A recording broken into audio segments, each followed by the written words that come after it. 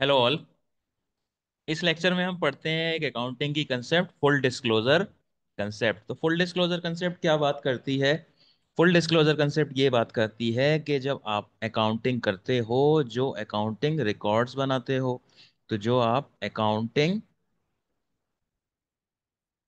Records बनाते हो, या फिर उसको हम क्या बोलते हैं, उसको हम बोलते हैं books of accounts.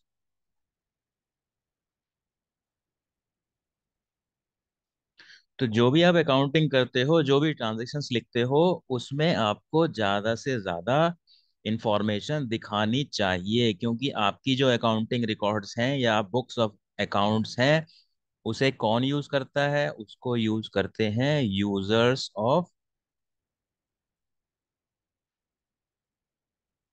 Accounting information. यानी कि यूजर्स कौन होते हैं? बैंक होता है, ओनर्स होते हैं, मैनेजमेंट होता है, बैंक होते हैं, ठीक है, या फिर टैक्स अथॉरिटीज होती हैं, ठीक है, या फिर सप्लायर्स होते हैं, आपके आपके कस्टमर्स होते हैं। तो इतनी जितनी भी इंटरेस्टेड पार्टीज हैं अकाउंटिंग में, ऑफ कोर्स वो आपके बिजनेस से रिलेटेड है, और वो आपके स्टेक होल्डर्स हैं बिजनेस के। तो उनको आपकी बिजनेस की जो अकाउंटिंग है, उसको देख के उनको ज्यादा से ज्यादा इंफॉर्मेशन मिलनी चाहिए। ये कंसेप्ट ये बात करती है, यानी कि जब आप अकाउंटिंग करोगे, आप ज्यादा से ज्यादा, यानी कि कंप्लीट पिक्चर, एक बिजनेस की कंप्लीट पिक्चर दिखानी चाहिए आपको, ठीक है। तो ज्यादा से ज्यादा इंफॉर्मेशन आपको दिखानी चाहिए आपके बुक्स ऑफ अकाउंट्स में। किसके लिए? जिससे कि यूजर्स ऑफ अकाउंटिंग इंफॉर्मेशन है, वो अपने एक इन्फॉर्म्ड डिसीजन ले सकें, ठीक है। मैं आपको एक एग्जांपल देता हूँ इसको, जैसे कि आपकी परचेजेज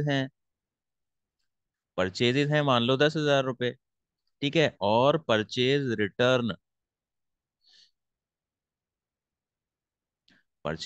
है 2,000 रुपये, ठीक है। तो परचेजेज 10,000 है, परचेज रिटर्न 2,000 है। तो मैं क्या करूंगा कि ये परचेज भी दिखाऊंगा और ये परचेज रिटर्न भी सेपरेटली दिखाऊंगा, और फिर नेट परचेजेस दिखाऊंगा। नेट परचेजेस दिखाऊंगा, कितना नेट परचेज आएगा? 8,000 आएगा, ठीक है। तो यानी कि ज्यादा ज्यादा मैं इंफॉर्मेशन दिखाऊंगा। और एक तरीका ये भी तो हो सकता है, मैं सोचता हूँ कि भाई परचेज 10,000 है और रिटर्न 2,000 है, तो मैं डायरेक्टली परचेजेस 8,000 ही दिखा दूं, ठीक है। ये दिखाऊंगा ना कि परचेज रिटर्न कितनी है, तो ये तरीका गलत है, ठीक है। तो यानी कि अकाउंटिंग में आप जो भी एंट्रीज करते हो, उसमें आपको मैक्सिमम इंफॉर्मेशन दिखानी है।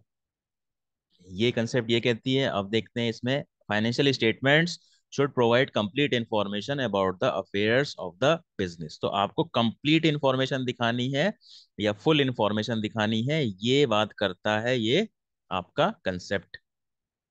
अब आपके बुक में एक्सप्लेनेशन क्या है इस कंसेप्ट में? According to the principle of full disclosure, there should be complete and understandable reporting on the financial statements of all significant information. All significant information. ठीक है। तो जैसे मैंने आपको एग्जांपल दिया था, परचेज भी दिखाया अलग से और परचेज रिटर्न भी दिखाया। तो एक बिजनेस के जो मालिक हैं, उनको पता होना चाहिए ना कि परचेज रिटर्न कितनी है, ठीक है। और अगर परचेज रिटर्न नहीं दिखाओगे तो आपको पता नहीं चलेगा कितनी परचेज रिटर्न है, ठीक है। और हो सकता है कि परचेज रिटर्न क्यों हुई? हो सकता है कि आपने गलत ऑर्डर दे दिया, ज्यादा सामान मंगा लिया जितना आपको चाहिए था। तो एटलीस्ट जब आपको परचेज रिटर्न पता होगी, तभी तो आप उसको खत्म करोगे, आप उतना ही मंगाओगे जितना आपको चाहिए, ठीक है। और क्योंकि आपने एक बार मंगाया, उसमें आपने कैरियर्स दिया, लाने का खर्चा दिया, और फिर उसको वापस भी किया, वापस ले जाने का भी खर्चा दिया, तो लाने ले जाने का खर्चा भी तो आपका एक्स्ट्रा वेस्ट हो रहा है। तो जब आपको अकाउंटिंग में कंप्लीट कंप्लीट इंफॉर्मेशन मिलेगी, तभी तो आप ये सब चीजों को कंट्रोल करोगे। और इसी तरीके से आप ले लो सेल्स और सेल्स रिटर्न। हो सकता है कि कस्टमर ने आपको पांच मशीन का ऑर्डर दिया और आपने 6 मशीन भेज दी उनके यहाँ, ठीक है। तो यानी कि सेल्स को भी अलग लिखते हैं और सेल्स रिटर्न को भी अलग लिखते हैं। तो फिर देखा जाता है कि सेल्स रिटर्न के रीजंस क्या हैं, क्या हमने गलत सामान तो नहीं भेज दिया। तो अगर गलत सामान नहीं भेज गलत अगर आपने गलत सामान भेज दिया, तो ऑफ कोर्स उसको फिर करेक्ट करोगे। लेकिन अगर आप रिटर्न्स को दिखाओगे ही नहीं, तो आप कैसे एक्शन लोगे, ठीक है।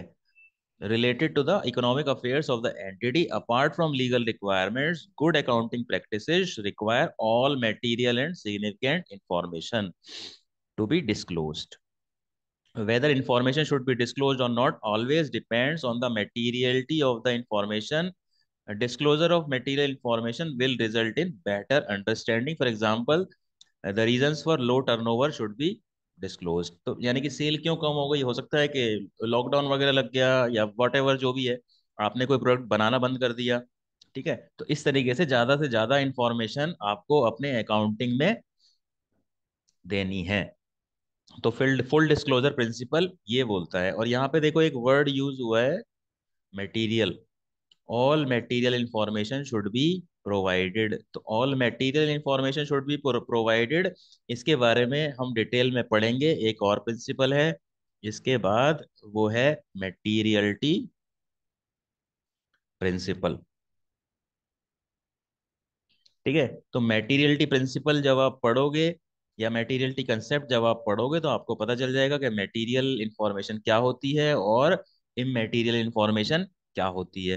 तो ये कंसेप्ट तो ये कहती है फुल डिस्क्लोजर कंसेप्ट, कि आपको कंप्लीट इंफॉर्मेशन दिखानी है एक बिजनेस की। So that is it for this lecture. Thank you.